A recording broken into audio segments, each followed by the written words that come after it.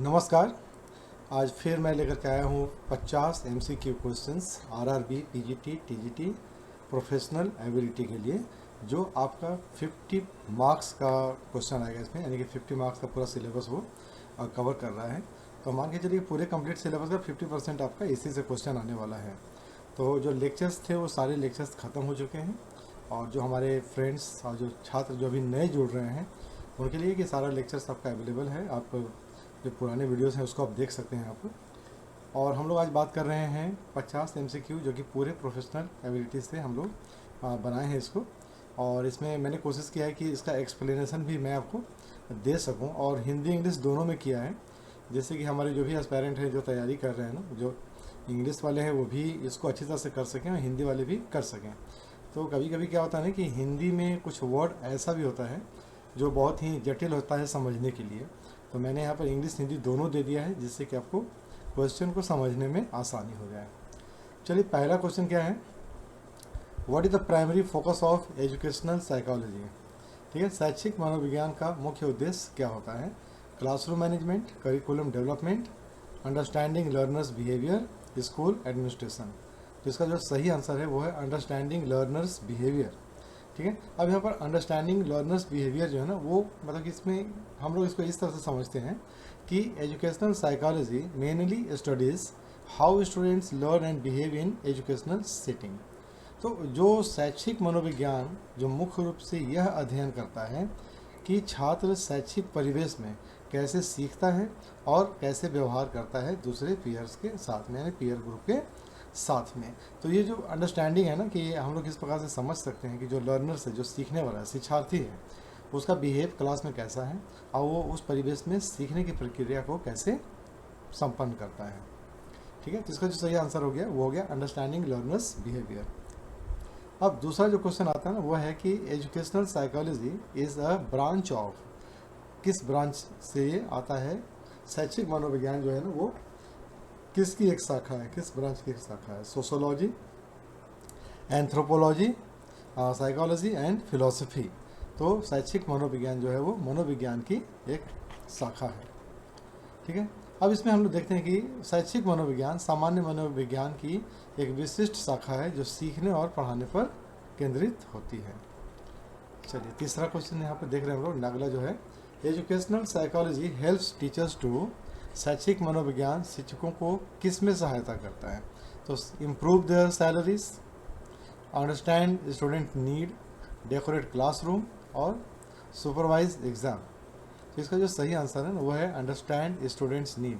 शैक्षिक मनोविज्ञान जो होता है ना, वो छात्रों की मानसिक विकास, सीखने की शैली और प्रेरणा, जहाँ से उनको प्रेरणा मिलती है वो सीखने की, उसको समझने में सहायता प्रदान करता है। ठीक है, अगला जो क्वेश्चन है वो है, which of the following is not a scope of educational psychology. ठीक है, निम्नलिखित में से कौन शैक्षिक मनोविज्ञान के क्षेत्र में नहीं आता है। ठीक है, ऑप्शंस क्या दिया हुआ है इसमें, study of heredity and environment, study of teaching methods, study of economic policy, study of student behaviour. तो निम्नलिखित में से कौन शैक्षिक मनोविज्ञान के क्षेत्र में नहीं आता है। ठीक है, तो हेरिडिटी एंड एनवायरनमेंट आता है इसमें, टीचिंग मेथड भी आता है इसमें, स्टूडेंट्स बिहेवियर भी हम लोग इसमें पढ़ते हैं। तो जो इकोनॉमिक पॉलिसी है ना वो आपका शैक्षिक मनोविज्ञान में नहीं आता। आर्थिक नीति शैक्षिक मनोविज्ञान का हिस्सा नहीं होती है। ठीक है, अगला जो है वो देखते हैं हम लोग, the relationship between education and psychology is, शिक्षा और मनोविज्ञान के बीच में संबंध कैसा है। इंडिपेंडेंट है, कॉन्फ्लिक्टिंग है, कॉम्प्लीमेंट्री है और अपोजिट है। तो ये चार ऑप्शन है जिसमें जो सही आंसर है वो क्या है, कॉम्प्लीमेंट्री है। ठीक है, तो कैसे कॉम्प्लीमेंट्री है, मनोविज्ञान शिक्षा के तरीकों और लक्ष्यों के लिए वैज्ञानिक आधार प्रदान करता है। तो अब यहाँ पर क्या हो रहा है कि psychology provides the scientific basis for educational methods and goal. ठीक है, तो इस प्रकार से हम इसको कह सकते हैं कि शिक्षा और मनोविज्ञान जो है वो कॉम्प्लीमेंट्री है। Growth refers to dash changes in the body. वृद्धि शरीर में डैश परिवर्तन को दर्शाती है, मेंटल, फिजिकल, इमोशनल, सोशल। तो वृद्धि जो होता है वो केवल फिजिकल परिवर्तन को दर्शाती है। ठीक है, हम लोगों ने कल वाले जो क्लास था ना, कल वाले जो MCQs हम लोग कर रहे थे, उसमें हम लोगों ने देखा था कि मानसिक वृद्धि और शारीरिक वृद्धि दोनों का अलग अलग क्या क्या है। तो अगर इसको थोड़ा सा और अगर समझना हो तो हम लोग कल वाले MCQs वीडियो को देख सकते हैं। ठीक है, तो वृद्धि जो होती है ना वो क्या होती है, मात्रात्मक होती है। ठीक है, और इसमें क्या होता है, उसका ऊंचाई, वजन जैसे शारीरिक परिवर्तन होते हैं। Development is a dash process, विकास एक प्रक्रिया है। किस तरह की प्रक्रिया है ये, स्टैटिक है, लिमिटेड है, कंटिन्यूअस है और टेम्पररी है। तो हम लोग शुरू से पढ़ते आ रहे हैं कि development is a continuous process. तो विकास एक सतत प्रक्रिया है जिसमें कि शारीरिक, मानसिक, सामाजिक और भावनात्मक परिवर्तन शामिल हैं। Which stage is known as the play age, कौन सी अवस्था को खेल अवस्था कहा जाता है। इन्फेंसी, चाइल्डहुड, एडोलेसेंस और एडल्टहुड। ठीक है, इन्फेंसी तो बहुत छोटा हो जाता है बच्चा, चाइल्डहुड ठीक है, एडोलेसेंस जहाँ से वो अपना सोचना शुरू कर देता है कैरियर के बारे में, बहुत सारी चीज़ों के बारे में, और एडल्टहुड जब वो बड़ा हो जाता है। तो बचपन जो होता है ना, जो चाइल्डहुड होता है, वो क्या होता है, जिज्ञासा और खेलने की तीव्र प्रवृत्ति उसमें पाई जाती है। तो जो बच्चे होते हैं ना, वो फ्रेंड्स बनाने में, खेलने में, और वहाँ पर उनको जानने की बहुत ज़्यादा उत्सुकता उस एज में होती है। और यही बच्चे जब आपका 9 में पहुँच जाते हैं ना, तो 9 में जब पहुँच जाएंगे तो उनके बाद क्या होता है, उनमें किसी और चीज़ को लेकर के मतलब कि जिज्ञासा और चीज़ बढ़ती है। तो वहाँ पर वो जिज्ञासा जो होती है ना, दोस्त बनाने की, ये सब के खेलने की, वो सब चीज़ कम हो जाती है। जिसका सही खेल अवस्था किससे कहा जाता है, चाइल्डहुड को खेल अवस्था कहते हैं, बचपन को। ठीक है, adolescence is a period of physical stability, social inactivity, rapid growth and emotional conflict, mental decline. So यहाँ पर हम लोग क्या देख रहे हैं कि एडोलेसेंस जो होता है ना, वो क्या होता है, rapid growth and emotional conflict है। यानी कि adolescence undergo physical, emotional and hormonal changes leading to identity formation. यानी कि जो एडोलेसेंट पीरियड जो होता है ना, जिसको हम बोलते हैं किशोरावस्था, तो जो किशोरावस्था होता है उसमें शारीरिक परिवर्तन भी होता है, उनका भावनात्मक परिवर्तन भी होता है, हार्मोनल चेंज भी होता है शरीर में, जिसके कारण वो अलग अलग माने शरीर में वृद्धि भी देखी जा सकती है। और ये सब चीज़ जो होता है ना, वो क्या होता है, उनको एक नई पहचान यानी कि अपना एक नया इमेज बनाने में मदद करता है। उनकी एक नई पहचान बनती है, उनकी एक आइडेंटिटी फॉर्मेशन वहाँ पर होता है। ठीक है, अगला देखते हैं क्वेश्चन क्या है, what is the correct sequence of development. ठीक है, विकास का सही क्रम क्या है, irregular and backward, from general to specific, from specific to general, random and sudden. तो इसमें क्या हो जाएगा, सही आंसर है कि विकास का सही क्रम क्या है, जनरल टू स्पेसिफिक, यानी कि विकास सामान्य गतिविधियों से विशिष्ट कौशल की ओर बढ़ता है। ठीक है, so development progress from general movement to specific skills. Who propose the 2 factors theory of intelligence. ठीक है, तो 2 फैक्टर्स थ्योरी ऑफ इंटेलिजेंस किसने दिया था, बुद्धि का द्विघटक सिद्धांत किसने प्रस्तावित किया था, थॉर्नडाइक ने, और बैनेट ने, स्परमैन ने और गार्डनर ने। तो इसका जो बुद्धि का जो द्विघटक सिद्धांत था वो प्रतिपादित किया गया था किसके द्वारा, स्परमैन के द्वारा। तो स्परमैन जो है उन्होंने बताया कि बुद्धि में एक सामान्य घटक जी होता है, जिसको हम लोग जनरल बोलते हैं सामान्य घटक, और एक विशिष्ट घटक एस होता है। ठीक है, तो Spearman's theory include g for the general and s for specific intelligence. चलिए अगला क्वेश्चन क्या है, Harvard Gardner proposed, Harvard Gardner जो है उन्हें किसका सिद्धांत दिया था, इमोशनल इंटेलिजेंस का, और थैरेटिक थ्योरी का, मल्टीपल इंटेलिजेंस का, 2 फैक्टर्स थ्योरी का। तो हार्वर्ड गार्डनर जो है उन्होंने क्या दिया था, बुद्धि कई प्रकार की होती है जैसे कि भाषिक, तार्किक, शारीरिक आदि। तो उन्होंने क्या दिया था, मल्टीपल इंटेलिजेंस का सिद्धांत प्रतिपादित किया था हार्वर्ड गार्डनर ने। So Gardner believe intelligence is not one dimensional but consist of multiple types. ठीक है, तो ये सब आपका MCQ में भी इस तरह का क्वेश्चन आ सकता है। तो इसको हम लोग मतलब कि डाल लें तो अच्छी तरह से CPU में अपना स्टोर करके रख लें, सेव कर लें इसको हम लोग। IQ stand for intelligence qualification, intelligent quotient, intelligence quotient, ठीक है, और इंटेलेक्चुअल क्वांटिटी। इसका जो सही आंसर वो है इंटेलिजेंस क्वोशेंट, यानी कि बुद्धि लब्धि जिसको हम लोग बोलते हैं IQ। ठीक है, तो व्यक्ति की संज्ञानात्मक क्षमता को मापने वाला स्कोर होता है intelligence quotient. IQ is a score that measures a person's cognitive ability. चलिए अगला क्वेश्चन क्या है इसमें, the first intelligence test was developed by, प्रथम बुद्धि परीक्षण किसने विकसित किया था? स्पेयरमैन ने, थॉर्नडाइक ने, और बेनेट एंड सिमोन ने, और पियाजेट ने। ठीक है, तो जो प्रथम बुद्धि परीक्षण का जिसने जो विकास किया था वो के साथ बेनेट और साइमन ने किया था। ठीक है, तो Binet and Simon developed it to identify students needing special help. चलिए अगला क्वेश्चन क्या है इसमें, intelligence test are use to, बुद्धि परीक्षण का उपयोग किसके लिए किया जाता है?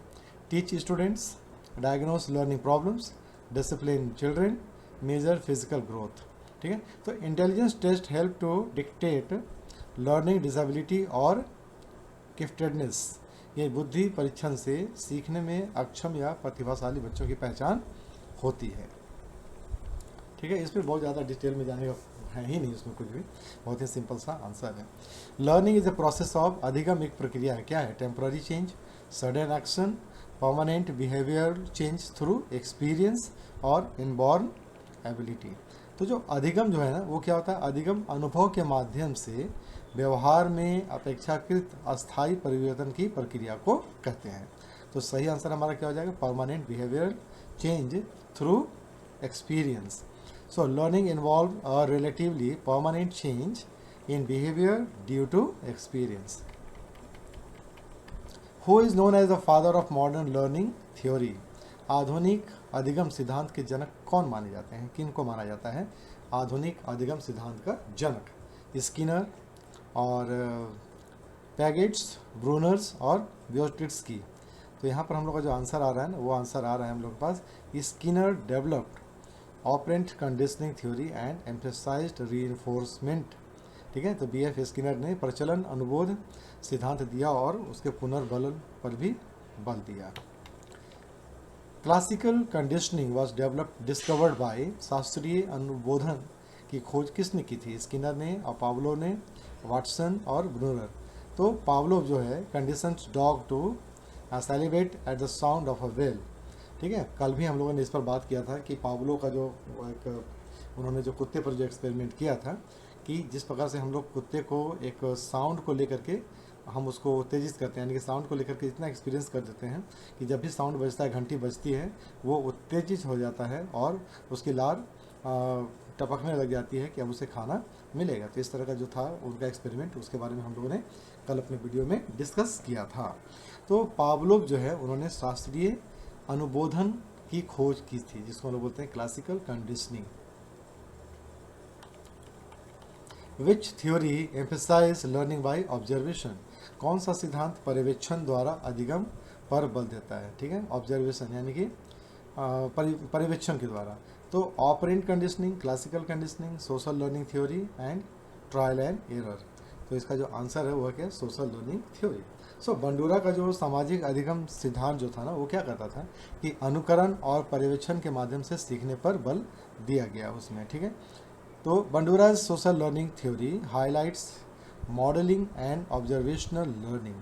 तो यहाँ पर हम लोगों को देखना होगा कि कौन सा सिद्धांत जो है यानी कि सोशल लर्निंग थ्योरी जो है वो किन के द्वारा दिया गया था? तो ये हम लोग का हो जाएगा बंडूरा के द्वारा। आंतरिक प्रेरणा आती है, ठीक है, इंट्रिंसिक है ना, इंट्रिंसिक मोटिवेशन कम्स फ्रॉम। सो जो इंट्रिंसिक होता है ये मोटिवेशन जो होता है वो कहाँ से आता है? Fear of punishment, external rewards, personal interest और एंजॉयमेंट और पेरेंटल प्रेशर से। तो जो इंट्रिंसिक मोटिवेशन हो जाता है, आंतरिक प्रेरणा जो होती है ना, इंटरनल मोटिवेशन जो होता है वो कहाँ से आता है? पर्सनल इंटरेस्ट से आता है और पर्सनल एंजॉयमेंट से आता है। आंतरिक प्रेरणा जो होती है वो स्वयं से प्रेरित होती है और आंतरिक संतुष्टि पर आधारित होती है। So intrinsic motivation is self driven and rooted in internal satisfaction. चलिए अब अगला देखते हैं हम लोग क्या है कि गिफ्टेड चिल्ड्रन यूजुअली शो, प्रतिभाशाली बच्चे सामान्यतः दिखाते हैं, क्या दिखाते हैं वो? Below average IQ, average academic performance, high IQ and creativity, learning disability. तो जो प्रतिभाशाली बच्चे होते हैं वो जाहिर सी बात है कि वो हाई IQ और अपना क्रिएटिविटी वो दिखाते हैं। तो जो प्रतिभाशाली बच्चे होते हैं ना, उनका IQ जो होता है सामान्यतः 130 से अधिक होता है, और वो बच्चे क्या होते हैं, रचनात्मक होते हैं और अपना पढ़ाई में, एकेडमिक में बहुत अच्छे होते हैं। जब आपका IQ लेवल जब किसी बच्चे का 70 से नीचे आ जाता है, तब हमें चिंतित होने की ज़रूरत होती है, आवश्यकता होती है, और वहाँ पर उन बच्चों के लिए विशेष व्यवस्था और स्ट्रैटेजी अपनाने की ज़रूरत पड़ती है।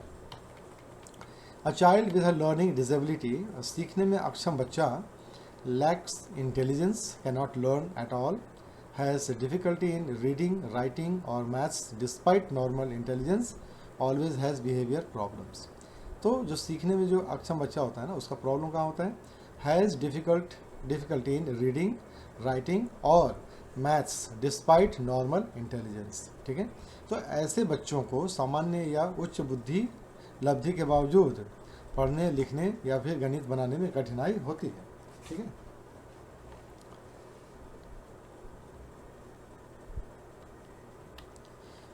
So elderly children have specific academic difficulties despite having normal or above average IQ. elderly का मतलब हो गया learning disability. So creative children are best encouraged through, जो रचनात्मक बच्चे जो होते हैं ना, बच्चों को प्रोत्साहित करने का सबसे अच्छा तरीका क्या होता है, strict discipline, rote memorisation, open ended activities और रिपीटेशंस एंड ड्रिल्स। जो सबसे अच्छा तरीका क्या होता है, वो होता है ओपन एंडेड एक्टिविटीज़। आप उनको स्वतंत्र छोड़ दीजिए, खुले प्रश्न या गतिविधि बच्चों की रचनात्मकता और समस्या समाधान कौशल को बढ़ाता है, यानी कि उनका जो क्रिएटिव और प्रॉब्लम सॉल्विंग स्किल जो होता है ना, उसको वो डेवलप करता है। कब, जब बच्चा जो है आपका ओपन एंडेड टास्क पर चला जाता है, उनको स्वतंत्रता मिल जाती है और उनको क्रिएटिव काम करने का मौका मिलता है। जब वो अपनी सोच पर काम करना शुरू करते हैं, तो वहाँ पर उनको बहुत ज़्यादा बेनिफिट होता है। मेंटली रिटार्डेड चिल्ड्रन सो, बौद्धिक रूप से मंद बच्चों में क्या होता है, very high IQ, average development, IQ below 70 with delayed development, superior physical strength. तो जो बौद्धिक रूप से जो मंद बच्चे होते हैं, ठीक है, mentally retardation is identified by low IQ and developmental delays. तो जो बौद्धिक मांद्यता में क्या होता है कि जो बच्चे होते हैं ना, उनका IQ लेवल 70 से नीचे होता है और उनका विकास जो होता है वो थोड़ा लेट से होता है। तो इसमें हमारा आंसर क्या हो जाएगा, C हो जाएगा, IQ level below 70 with delayed development. चलिए अगला क्वेश्चन क्या है, बैकवर्ड चिल्ड्रंस लैग, है ना, lag behind mainly due to, पिछड़े बच्चे सामान्यतः किस कारण पिछड़ते हैं। ठीक है, तो जो बैकवर्ड चिल्ड्रन होते हैं वो किस प्रकार से पीछे रह जाते हैं, लैक ऑफ मोटिवेशन और सपोर्ट, लो फिजिकल स्ट्रेंथ, उनका स्ट्रेंथ तो ठीक ही रहता है, too many toys, high intelligence. तो पिछड़ापन सामाजिक, आर्थिक, भावनात्मक या फिर प्रेरणात्मक कारणों से हो सकता है। ठीक है, तो जो बैकवर्डनेस में भी due to socio economic, emotional और मोटिवेशनल फैक्टर्स। ठीक है, तो यहाँ पर हम लोग बात करते हैं लैक ऑफ मोटिवेशन और सपोर्ट के कारण भी बच्चे जो होते हैं वो सामान्यतः पिछड़ जाते हैं, पिछड़े हुए होते हैं। ऐसा नहीं होता कि उनके अंदर में इंटेलिजेंस की कमी होती है, इंटेलिजेंस भी अच्छा है, फिजिकल ग्रोथ भी अच्छा है, ठीक है, लेकिन उनको मोटिवेशन समय पर नहीं मिल पाता है, या उनका जो सामाजिक परिवेश जो होता है वो उस तरह का नहीं रहता है जहाँ पर वो डेवलप कर सकें, उनको नई जानकारी, मतलब उनको गाइड करने वाला कोई नहीं रहता है। Evaluation is a process of guessing students ability, administering exam D only, judging the worth of learning outcomes, repeating text book content. So evaluation जो होता है ना, मूल्यांकन अधिगम की प्रक्रिया और उसके परिणामों का व्यवस्थित मूल्य निर्धारण होता है। ठीक है, so evaluation assesses both learning process and outcomes systematically. तो इसमें आंसर क्या हो जाएगा, इसका आंसर हो जाएगा judging the worth of learning outcomes. मूल्यांकन की प्रक्रिया क्या है, judging the worth of learning outcomes. जो बच्चे जो होते हैं ना, वो जो सीख रहे हैं अधिगम की प्रक्रिया से जो उनका परिणाम निकल रहा है, उसको वो एसेस करते हैं, वहाँ पर जज करते हैं। फॉर्मेटिव इवैल्यूएशन इज कंडक्टेड, गठनात्मक मूल्यांकन किया जाता है, कैसे, eight the and, at the beginning, during the teaching process, after exam. तो जो फॉर्मेटिव असेसमेंट होता है ना, वो आपका ड्यूरिंग द टीचिंग प्रोसेस होता है। ठीक है, तो formative assessment evaluation provide on going feedback to improve learning. So जो ये जो होता है ना, अधिगम के दौरान छात्रों की प्रगति को समझने और सुधार हेतु किया जाता है। तो एक होता है फॉर्मेटिव असेसमेंट, एक होता है आपका समेटिव असेसमेंट। तो फॉर्मेटिव जो इवैल्यूएशन होता है ना, वो आपका लर्निंग प्रोसेस के बीच में होता है। जैसे कि आप पढ़ा दिए, पढ़ाने के बाद 2-3 क्वेश्चन पूछ लिए, वहाँ पर वो उसका फॉर्मेटिव असेसमेंट हो गया। ठीक है, बच्चे कुछ लर्निंग प्रोसेस में हैं, कुछ सीख रहे हैं, केस स्टडी में है, प्रोजेक्ट कर रहे हैं, आप वहाँ पर उसका ऑब्जर्वेशन करते हैं, वो भी आपका फॉर्मेटिव इवैल्यूएशन में आ जाता है।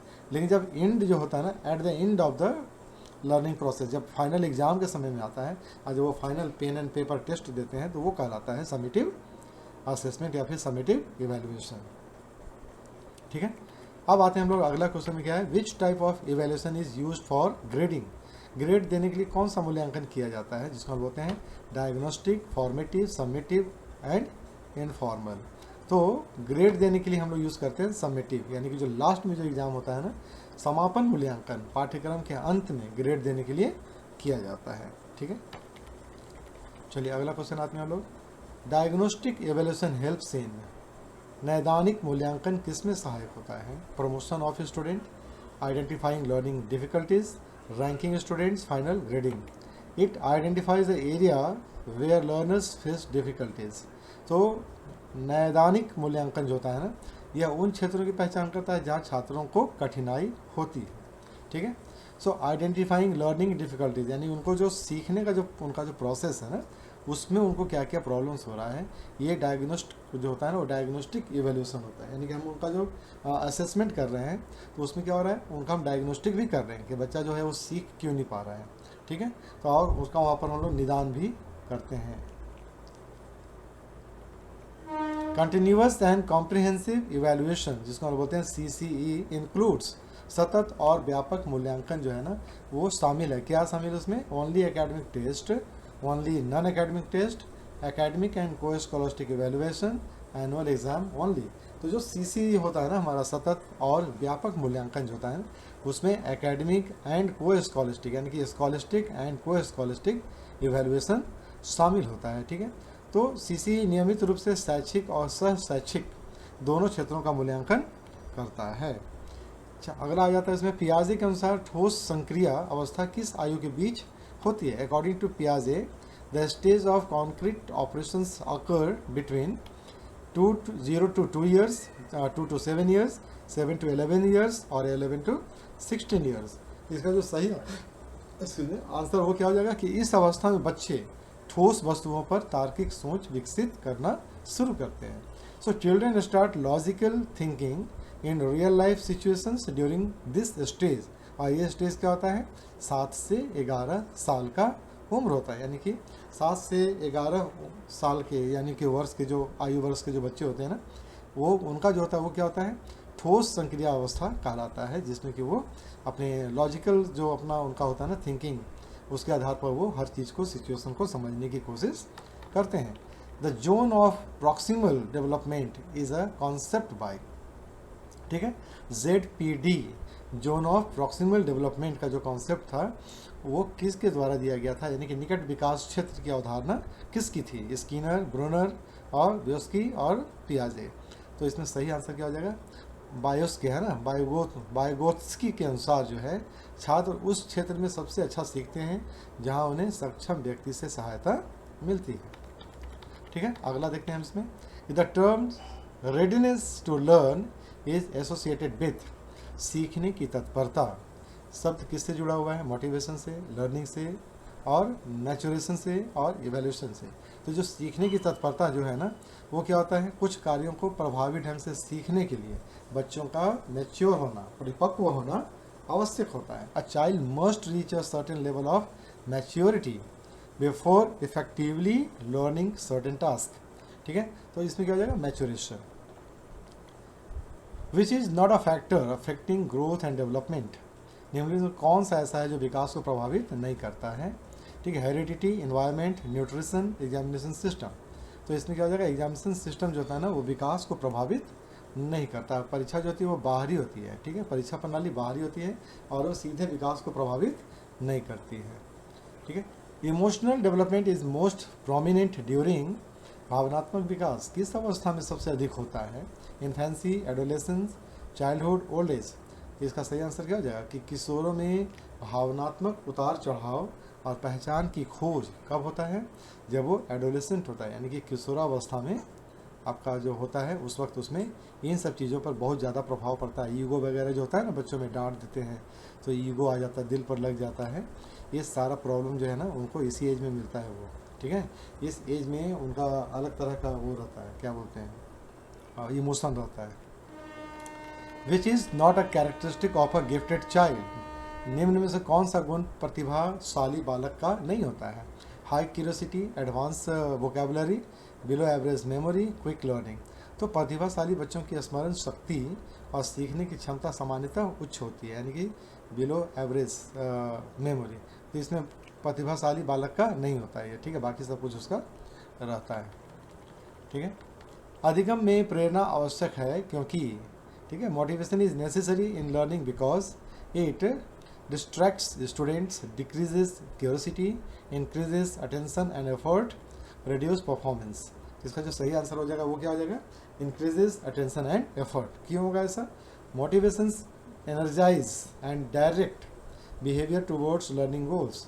तो जो प्रेरणा जो होता है ना वो अधिगम लक्ष्यों की ओर व्यवहार को सक्रिय करता है, प्रेरित करता है, बढ़ाता है। Which of the following is the type of री इन्फोर्समेंट? निम्नलिखित में कौन सा पुनर्बलन का प्रकार है? Punishment, reward, scolding, avoidance. ठीक है, तो इसमें क्या होता है? रिवार्ड होता है, यानी कि पुनर्बलन। री इन्फोर्समेंट कहाँ से आता है?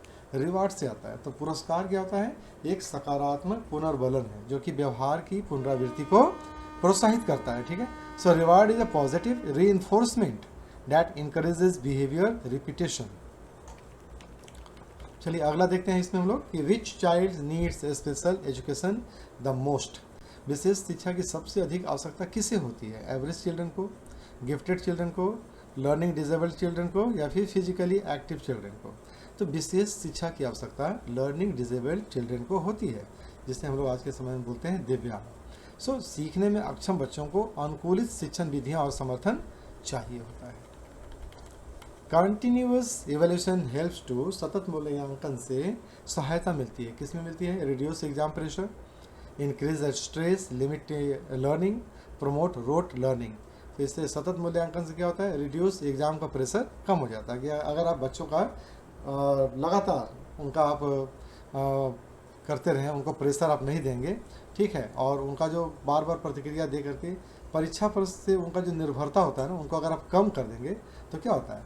तो जो सतत मूल्यांकन होता है वो जो आप कंटिन्यूअस हर चैप्टर के बाद एक टेस्ट ले लेते हैं, ठीक है, तो बीच बीच में आप जो असेसमेंट करते रहते हैं, इससे क्या होता है? बच्चों में एक एग्ज़ाम का जो प्रेशर होता है वो घट जाता है, ठीक है, और उससे क्या होता है? एक बहुत बड़ा हेल्प होता है बच्चों का। Who said education is the development of all those capacities in the individuals? किसने कहा था कि शिक्षा व्यक्ति में सभी क्षमताओं का विकास है? प्लेटो ने कहा था, स्किनर ने कहा था, और जॉन ड्यूई ने कहा था, या गांधी जी ने कहा था? तो ये जो कथन है वो किनका है? जॉन ड्यूई का है। तो ड्यूई ने कहा था कि अनुभव आधारित अधिगम के माध्यम से संपूर्ण विकास पर बल दिया गया है, ठीक है। अगला आते जी हम लोग, the IQ range of average intelligence is. जो एवरेज बच्चे जो होते हैं ना, औसत बुद्धि वाले जो बच्चे होते हैं, उनका IQ रेंज क्या होता है? ठीक है, 85 से 115, 100 से 130, 60 से 80, 120 से 140। तो जो औसत IQ वाले बच्चे होते हैं ना, उनका IQ रेंज होता है 85 से 115, ठीक है। इसके ऊपर वाले जो बच्चे होते हैं वो अच्छे होते हैं, मैंने एक्टिव होते हैं, वो इंटेलिजेंस होते हैं, ठीक है। और 70 से नीचे वाले जो होते हैं वो मतलब कि बिलो हो जाते हैं, ठीक है, below average. The major aim of educational psychology is to, शैक्षिक मनोविज्ञान का मुख्य उद्देश्य क्या है? Provide punishments, understand the learners, create rules, reduce syllabus. यह बच्चों के सीखने की प्रक्रिया को समझने और शिक्षण सुधारने में सहायक होता है। कौन होता है? शैक्षिक मनोविज्ञान। और क्या करता है ये? अंडरस्टैंड द लर्नर्स, जो शिक्षार्थी हैं उनको समझने का काम करता है, ठीक है। तो it helps in understanding how childrens learn, कैसे बच्चे सीख रहे हैं, और how teachings can be improve, और कैसे हम बच्चों को और अच्छी तरह से सिखाने के लिए अपने शिक्षण कौशल में विकास कर सकते हैं, उसको और इम्प्रूव कर सकते हैं। और लर्निंग डिसेबल्ड चाइल्ड में सो डिफिकल्टीज इन, सीखने में अक्षम जो बच्चा होता है ना, किसमें कठिनाई दिखा सकता है? Speaking fluently, lifting heavy objects, reading writing और मैथमेटिक्स, प्लेइंग गेम्स। तो हम लोगों ने ऊपर देख चुका है, हम लोगों ने देखा है ऊपर में भी कि रीडिंग राइटिंग और जो मैथमेटिक्स होता है उसमें क्या होता है? सीखने में जो अक्षम बच्चा होता है वो उसको कठिनाई होती है, उसको कठिनाई का सामना करना पड़ता है। हम लोग इसको बोलते हैं early childrens have specific difficulties in processing language और numbers, which psychologist emphasize learning by doing. करके सीखने का मनोविज्ञान किस मनोवैज्ञानिक ने बल दिया था? करके सीखने का जॉन ड्यूई ने दिया था। हम लोगों ने पहले वाले ये सभी हम लोग पढ़ते चले आ रहे हैं, पीछे वाले लेक्चर्स में इस पर हम लोगों ने डिस्कस किया था, ठीक है। पाउलो, जॉन ड्यूई, स्किनर और वाइगोत्स्की। तो इसमें सही आंसर क्या हो जाएगा? ड्यू के अनुसार व्यवहारिक अनुभव से ही सच्चा अधिगम होता है। The term educational evaluation includes, शैक्षिक मूल्यांकन में शामिल है, क्या शामिल है भाई? Teaching techniques, learners feedback, classroom decoration, school management. तो मूल्यांकन अधिगम के परिणाम और उसकी प्रभावशीलता की समीक्षा करता है, ठीक है। So evaluation covers the analysis of learning outcomes and effectiveness, ठीक है। तो ये हम लोग को समझना है कि शैक्षिक मूल्यांकन में क्या शामिल है? लर्नर्स का फीडबैक शामिल है। तो इससे पता चलता है कि हम किस प्रकार से उसको पढ़ा रहे हैं।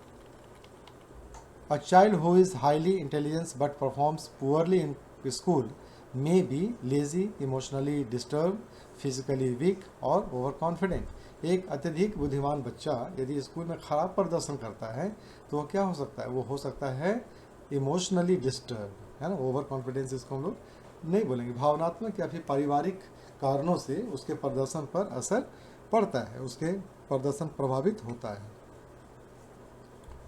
Which method is best for gifted children? प्रतिभाशाली बच्चों के लिए सबसे उपयुक्त विधि क्या होती है? Drill methods, rote memorisation, enrichment and acceleration, regular pace teaching.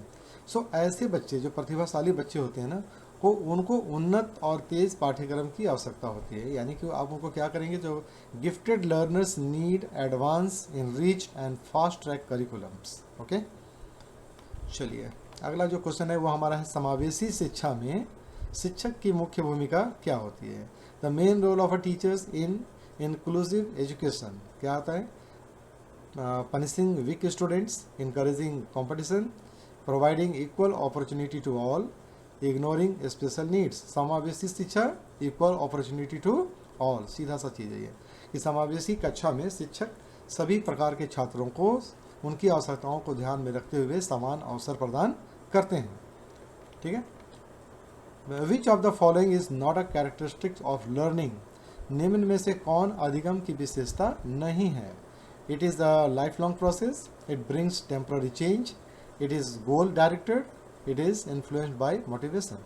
सो इसमें क्या होता है कि लाइफ लॉन्ग प्रोसेस तो है ही ये, और ये गोल डायरेक्टेड होता है और ये मोटिवेशन से प्रभावित भी होता है। तो इसमें कौन सा सही नहीं है? It brings temporary changes. ये क्या होता है? परमानेंट चेंज लाता है, ना कि टेम्पररी चेंज लाता है, ठीक है। तो जो अधिगम होता है ना, अधिगम से अपेक्षाकृत अस्थायी परिवर्तन ही होते हैं, अस्थायी परिवर्तन नहीं होता है। तो ये हम लोगों ने आज देखा 50 MCQ जो कि हमारा प्रोफेशनल एबिलिटी से जुड़ा हुआ था। ये सारे के सारे क्वेश्चंस मैं यहाँ पर एक्सप्लेनेशन इसलिए लेके चलता हूँ कि जो भी हम लोग क्वेश्चंस देख रहे हैं, ठीक है, उसका हम लोग हिंदी इंग्लिश तो देख ही रहे हैं ताकि हमको समझने में भी आ जाए दोनों का वर्ड्स वगैरह, और साथ ही साथ एक्सप्लेनेशन से हम लोग ऑप्शंस को अच्छी तरह से समझ सकते हैं, राइट आंसर्स को हम लोग अच्छी तरह से उसकी व्याख्या कर सकते हैं। तो आज के लिए बस इतना ही। हमारे जितने भी स्टूडेंट्स हैं जो इस कक्षा को जुड़ते हैं, चाहे वो 1 हो 2 हो, आप लोग प्लीज़ अपने पीयर्स को भी बोलिए, अपने दोस्तों को भी बोलिए, उनको भी अपने इस लर्निंग प्रोसेस में शामिल कीजिए, और हो सके तो चैनल को लाइक कीजिए, सब्सक्राइब कीजिए, और अपने दोस्तों को भी आप ज़रूर इसके बारे में शेयर कीजिए, उनको भी इसमें जोड़िए। क्योंकि ये लर्निंग प्रोसेस जो होता है ना, ये लाइफ लॉन्ग चलने वाला प्रोसेस है, और इसमें आप जितना सिखाएंगे, जितना बताएंगे, उतना आपका जो अपना अधिगम होता है ना, लर्निंग प्रोसेस, वो इम्प्रूव होता है। तो मैं भी चाहता हूँ कि मेरा जो लर्निंग प्रोसेस है ना, वो और बढ़े, अधिक से अधिक स्टूडेंट इसमें जुड़े, ठीक है, जिससे कि मेरा जो मेहनत है, जो सारी काम होते हैं, वो और भी अच्छा हो, निखर करके आए, और मैं आपके लिए और अच्छा से अच्छा कंटेंट्स और ये ला करके आपको मैं दूँ। तो आज के लिए बस इतना ही, फिर हम लोग मिलेंगे अगली क्लास में। तब तक के लिए नमस्कार।